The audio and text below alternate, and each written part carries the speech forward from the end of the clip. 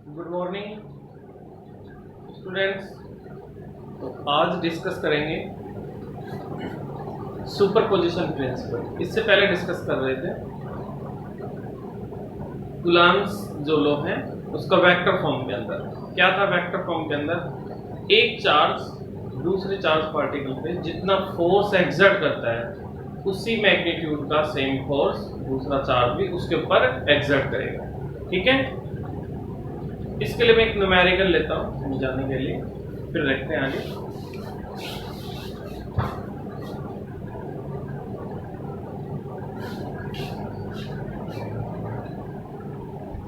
Force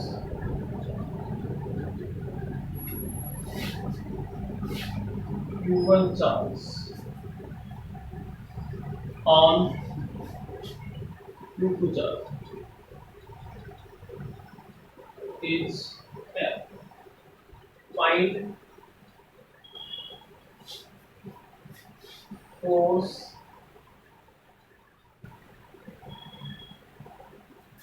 exert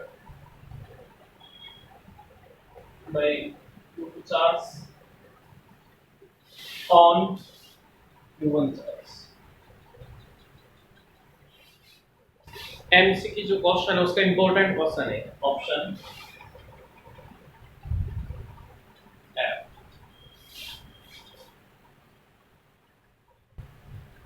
true है।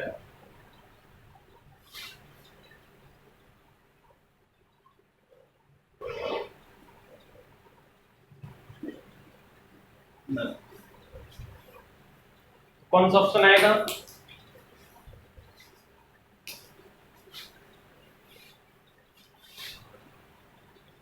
First option आएगा। कैसे? चार्ज एक दूसरे के ऊपर फोर्स एक्सर्ट करते हैं, उनकी वैल्यू क्या रहती है? इक्वल, बट डायरेक्शन क्या रहती है? अपोजिट। इसमें डायरेक्शन मेंशन नहीं है इसलिए केवल मैग्नीट्यूड है। क्या आ जाएगा? सेम फोर्स आ जाएगा, इक्वल फोर्स एक्सर्ट करते हैं बट डायरेक्शन क्या रहती है? अपोजिट। यदि फिर ऐसे रहता है, मान लीजिए ये इतना एक्सर्ट करता 2i कैप, फिर Q2 के लिए आपको क्या करना पड़ता? माइनस का 2i। Okay, value same but direction क्या करना होता है आपको? अपोजिट।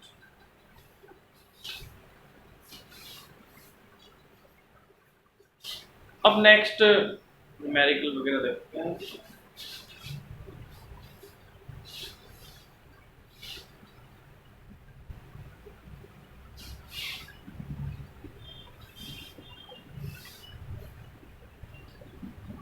Superposition principle.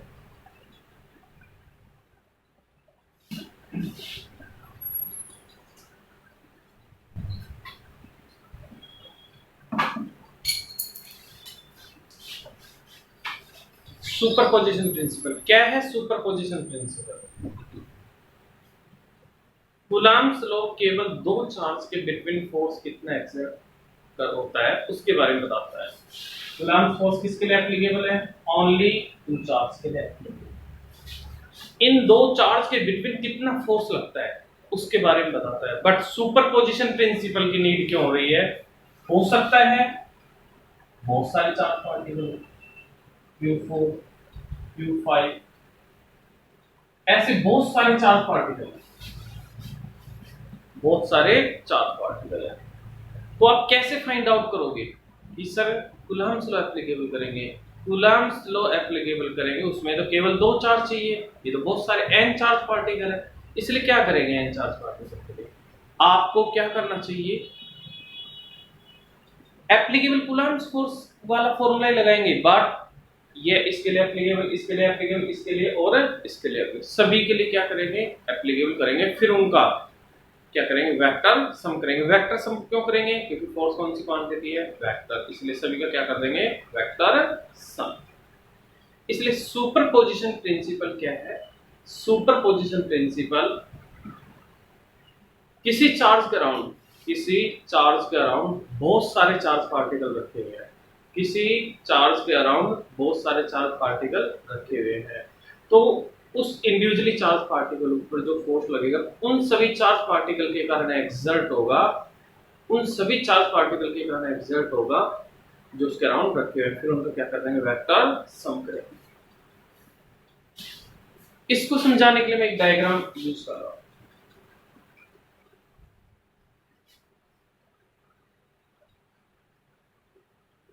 वो net force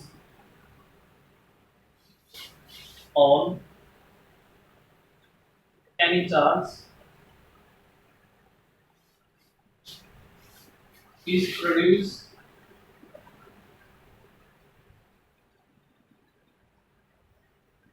due to all charge particle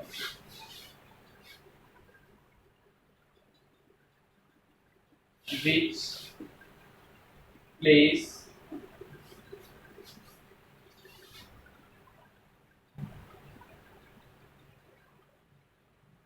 around it।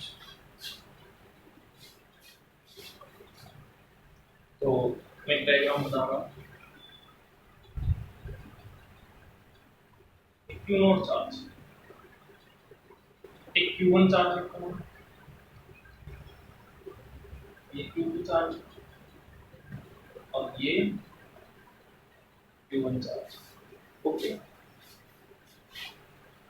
Q note के ऊपर टोटल फाइंड करना है। Q नोट चार्ज के हम कितने चार्ज रखे हुए हैं, n charge, Q1 Q2 Q3 Q4 Qn, n charge particle है। मैंने ओनली लिख रखा है 3, Q1 Q2 Q3 Q4 और Qn। अब इसके ऊपर Q not charge particle, Q1 के कारण फोर्स लगेगा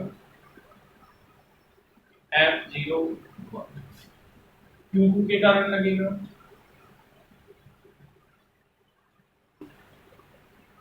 F02 और Qn के कारण F0। Q not charge particle F01 F02 F0, इतने सारे चार्ज पार्टिकल के कारण क्या होगा, फोर्स एक्सर्ट होगा। तो कैसे फाइंड आउट करेंगे इसमें,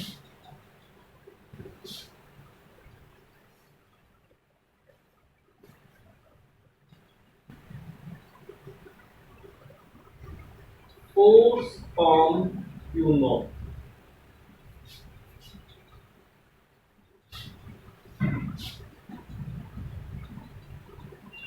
force on Q note charge due to Q1 charge F01 F01 F01 K Q not upon R01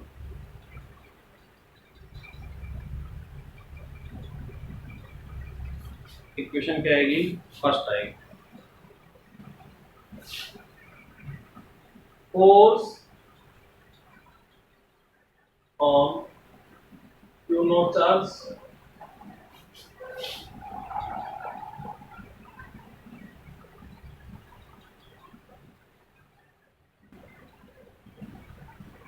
F02 K Q not Q2 upon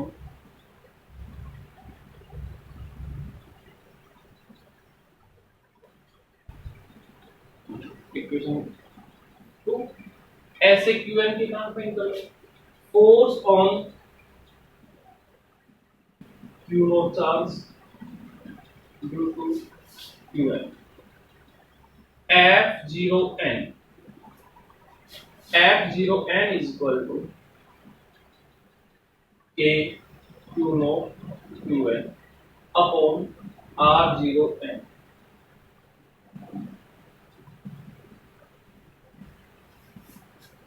equation क्या आ जाएगी, हाँ। अब नेट फोर्स,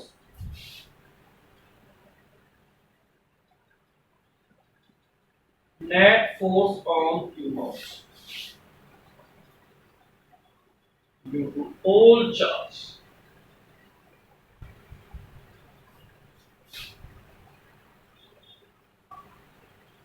सभी को ऐड कर दो,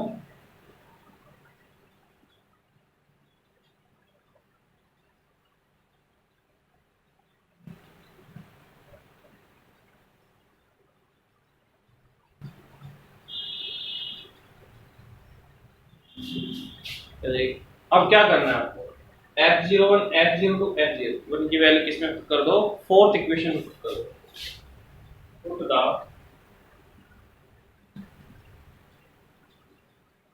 वैल्यू ऑफ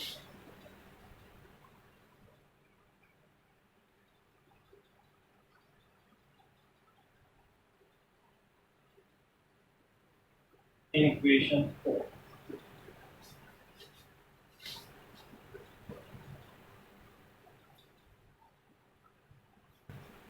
f1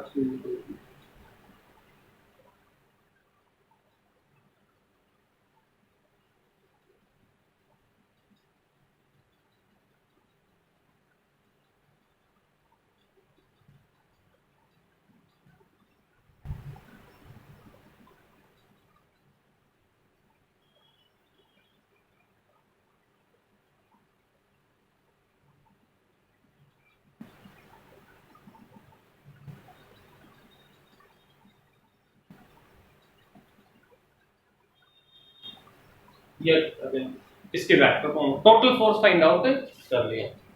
देखिए ये इसका स्टैंडर्ड फॉर्म में था, ये डेरिवेशन बोर्ड क्लास में नहीं आता, इसका न्यूमेरिकल आता है, इसका एप्लीकेशन आता है। ये सब एप्लीकेशन कैसे होते हैं अब इसको मैं आपको करके बताऊंगा, एक बार इसको नोट कर लो आप।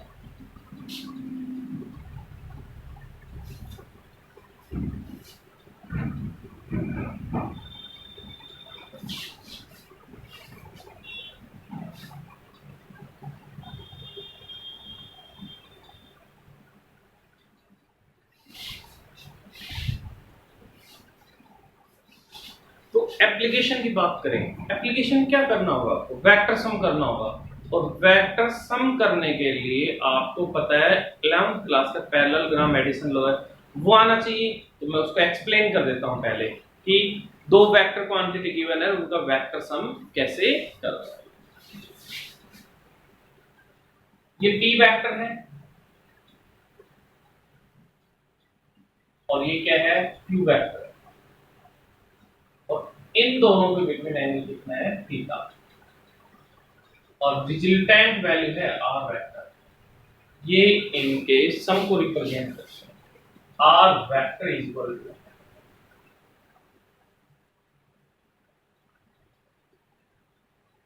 p vector plus vector, r is equal to p vector plus, और इनका सम का फॉर्मूला क्या होता है, p square plus q square plus 2pq cos theta.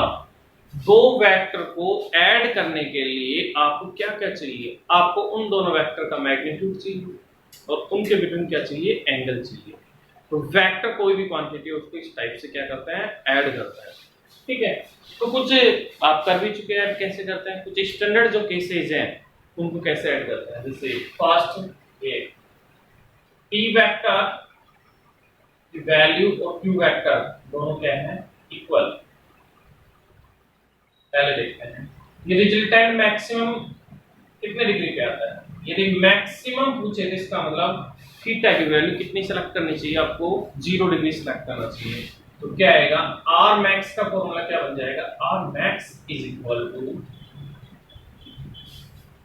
p square plus q square plus 2p की cos 0 डिग्री है, cos 0 degree की value कितनी आएगी, +1। क्या बन जाएगा, p square plus q square plus 2p, p square plus q square plus 2pq, cos 0 degree की value कितनी होगी, 1। ये किसका फॉर्मूला बन रहा है, ये p प्लस q का होल स्क्वायर। देखिए p square plus q square plus 2p किसका है, p प्लस q का whole square, p plus q का होल स्क्वायर का अंश क्या आ जाएगा, r max क्या आ जाएगा, p plus q। Second case r minimum, r minimum theta is equal to कितने डिग्री पे आएगा, 180 डिग्री पे आएगा। तो r minimum is equal to क्या यूज करना है, आपको डायरेक्टली यूज करना है p माइनस q। मीन क्या होगा, इसमें दोनों वेक्टर की डायरेक्शन क्या रहेगी, सेम। ये p वेक्टर है और ये क्या है, q वेक्टर। डायरेक्शन सेम हो, r मैक्सिमम कितना जाएगा, p प्लस q। और डायरेक्शन अपोजिट हो, p वेक्टर इस तरफ है और दूसरा q वेक्टर इस तरफ। दोनों के बिटवीन अपोजिट 180 डिग्री का एंगल हो या फिर अपोजिट डायरेक्शन हो, डायरेक्ट आपको क्या करना है, सब्ट्रैक्ट करना है। जो ज्यादा वैल्यू है ना उसमें से क्या करना है, माइनस करना है, p माइनस q करना है। r minimum equal to p minus q। Okay, अब देखते हैं इक्वल वैल्यू वाले रिजल्ट है। Third result, p equal to q is equal to x। तो first result r theta is equal to 0 degree को, तो r की वैल्यू कितनी आ जाएगी, p प्लस p, मतलब p की जगह भी x रखेंगे, q की जगह भी क्या कर देंगे x, तो x प्लस x कितना आ जाएगा 2x। आपको डायरेक्ट क्या करना है, ऐड करना है। Theta is equal to 60 degree रखेंगे, 60 डिग्री इसमें रखेंगे थीटा, और p के प्लेस पे भी x रखेंगे, q के प्लेस पे भी क्या रखेंगे x, और इसको सिंपलीफाई करेंगे, r इज इक्वल टू कितना आ जाएगा √3x। Third result, theta is equal to 90 degree, 90 रखेंगे, x square plus x square cos 90 zero की पूरी क्या हो जाएगी जीरो, तो x square plus x square का अंडरूट कितना आ जाएगा, r इज इक्वल टू आ जाएगा √2x। फोर्थ रिजल्ट आपको याद रखना है, थीटा इज इक्वल टू 120। पता है 120 डिग्री की वैल्यू कितनी होती है, माइनस हाफ। इसमें cos 120 माइनस हाफ रखेंगे, x रखेंगे तो कितना आ जाएगा, r इज इक्वल टू कितना आ जाएगा x। और ये fifth result, theta is equal to 180 degree, तो x माइनस x कितना आ जाएगा 0, x माइनस x कितना आ जाएगा 0। ये रिजल्ट था। तो क्या करना है आपको, theta is equal to 0 degree, 0 degree है तो क्या आ जाएगा p plus q, x plus x कितना आ जाएगा 2x। 60 डिग्री है तो 60 डिग्री हाफ होता है, x square plus x square कितना आ जाएगा √3x, इसकी वैल्यू कितना √3x। थीटा 90 है तो 90 है तो r इक्वल टू कितना आ जाएगा √3x, और थीटा 120 है तो r इक्वल टू कितना आ जाएगा x, और थीटा 180 है तो कितना आएगा 0। मतलब क्या बोलते हैं, इसको कैंसिल कर दे। 2 न्यूटन फोर्स राइट में भी है, 2 न्यूटन लेफ्ट में भी है, इसलिए रिजल्टेंट वैल्यू कितनी आ जाएगी 0 इसके लिए। तो ये रिजल्ट आपको क्या करना है, यूज करना है। ओके, अब सुपरपोजिशन के अंदर इन वेक्टर्स को यूज करना है, मतलब ये न्यूमेरिकल्स में दूंगा तो उनको इन रिजल्ट्स को यूज करना है आपको डायरेक्ट। अब मैं न्यूमेरिकल्स करवा रहा हूं उसके लिए।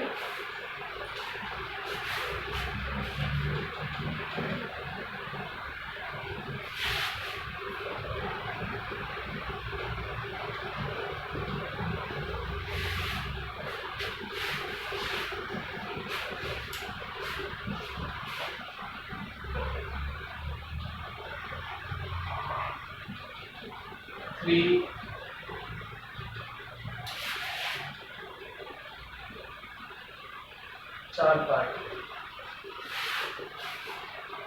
small view are placed at corner of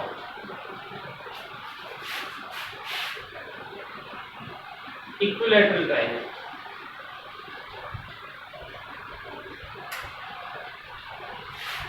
Of side small f. Find net Coulomb force at any corner of triangle.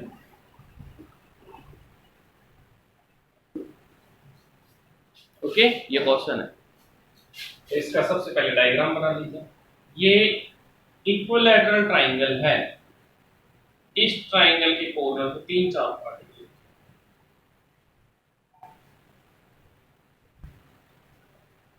और इसकी साइड कितनी स्मॉल। आपको क्या करना है, इसके किसी भी कॉर्नर पे नेट कूलम्ब फोर्स क्या करना है, फाइंड आउट करना है। क्या करना है, नेट कूलम्ब फोर्स क्या करना है, फाइंड आउट करना है। आप इन कॉर्नर में से कोई भी कॉर्नर सेलेक्ट कर लो, ये सेलेक्ट कर सकते हो, ये भी सेलेक्ट कर सकते हो, ये भी सेलेक्ट कर सकते हो, कोई दिक्कत नहीं। मैं नेम दे रहा हूं, इसका नाम दे दिया ए, इसका नाम दे दिया बी, और इसका नाम दे दिया सी। 3 नेम दे दिए।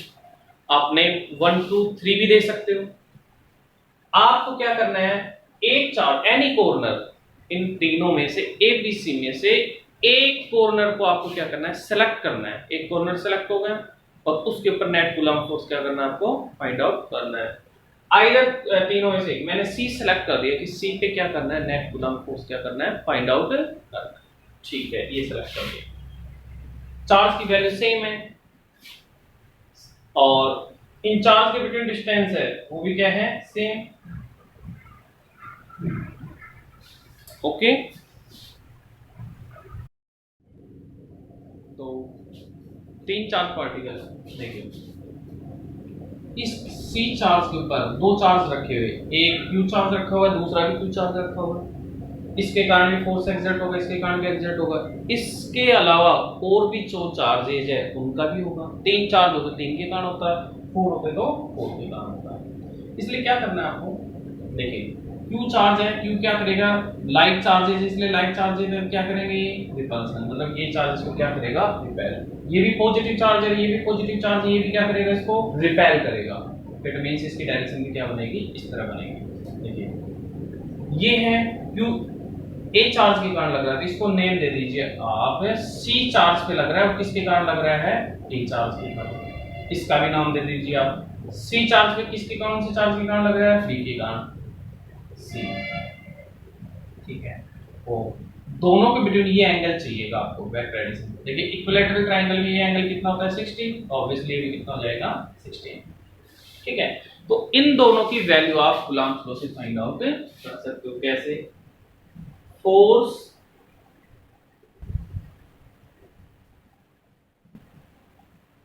On C charge, C charge due to A charge, तो एफ सी ए क्या आ जाएगा, के क्यू क्यू, इनके बिटवीन डिस्टेंस कितनी है, एल, एल का स्क्वायर कितना आ जाएगा, K Q square upon H. ऐसे ही force on C charge due to B charge, F C B, वही आएगा K Q square upon L square. ठीक है, ये भी आ गया, दोनों की वैल्यू आ गई और दोनों की वैल्यू आपने ऑब्जर्व कर रहे हो क्या है, इक्वल वैल्यू है। क्या है, इक्वल वैल्यू, मींस यही एफ सी ए की वैल्यू है और इसको एक्स कंसीडर कर लो और दोनों फोर्स के बिटवीन थीटा कितना है, 60 डिग्री पता है आपको। 60 डिग्री पर रिजल्टेंट कितना आता है, रिजल्ट इक्वल टू √3x, √3 और ये वैल्यू क्या है, x k Q square upon l। ये क्या आ जाएगा, किसी भी कॉर्नर पे टोटल रिजल्टेंट फॉर्मूला। आप ऐसे भी कर सकते हो, r इसको ये लगाइए, आप ऐसे भी कर सकते हो, r equal to T square plus Q square plus 2pq cos theta. Okay, अब देखते हैं p और q, इनमें से एक ये p रहा, एक ये q रहा, इक्वल वैल्यू है तो x x मान लो आप, x square plus 2pq 2x x square cos 60, angle कितना है दोनों में, 60, cos 60 की वैल्यू कितनी आ जाएगी, 1/2। ये तो क्या हो जाएगा, कैंसिल, कितना आ जाएगा, √3x स्क्वायर, तो r इक्वल कितना आ जाएगा, √3x, और x की वैल्यू कितनी है, एक स्क्वायर अपॉन l। ये टोटल फोर्स है, ये रिजल्टेंट वैल्यू है। ओके, तो आप इसको सोल्व करना है, इसके अलावा और भी बहुत सारे न्यूमेरिकल हैं, न्यूमेरिकल करवाएंगे और आपको करना है। अब आप कूलम्ब लॉ के न्यूमेरिकल आप अच्छे से बना सकते हो, तो आपको करना है एग्जांपल, एनसीईआरटी के एग्जांपल्स करना है, कुछ एग्जांपल गिवन है इसमें। Okay, thank you for watching.